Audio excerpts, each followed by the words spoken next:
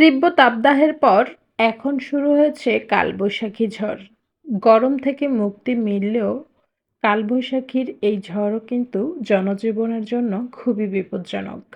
তো hello everyone, আসসালামু আলাইকুম। নতুন আরও একটি ভিডিওতে আপনাদের সবাইকে স্বাগত জানাই।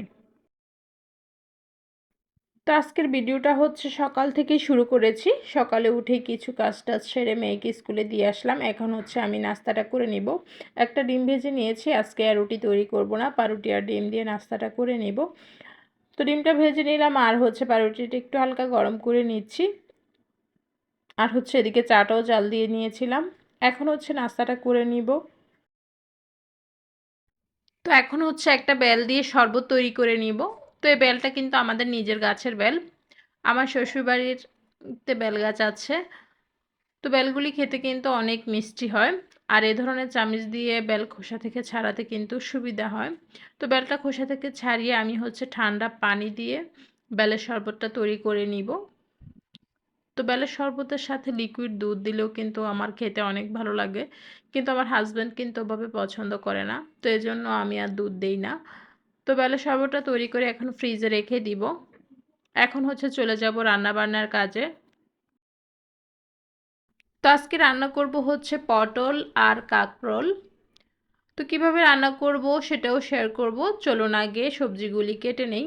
তো পটলটা আমি এভাবে আস্তেই দুপাশ দিয়ে এভাবে ছুরির সাহায্যে একটু একটু করে কেটে নিচ্ছি।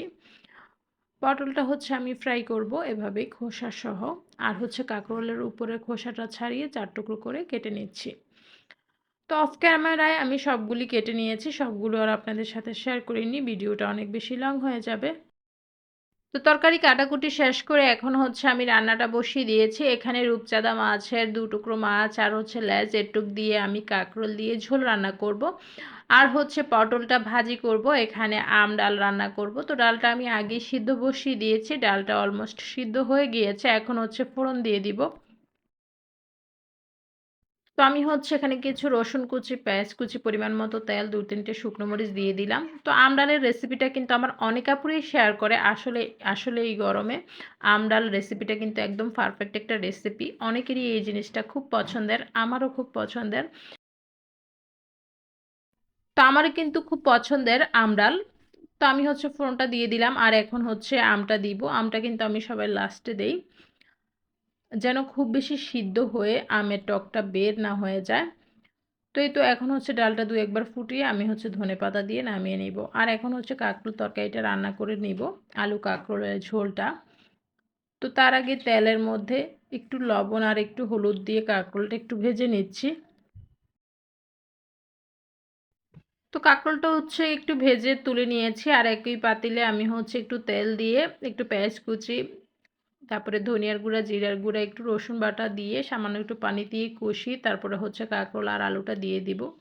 আর ওই পাশে কিন্তু আমি পটল ভাজিটাও বসিয়ে দিয়েছি। পটলটা আগে তেলের মধ্যে ফ্রাই করে নিব, এপাশ ওপাশ উল্টিয়ে।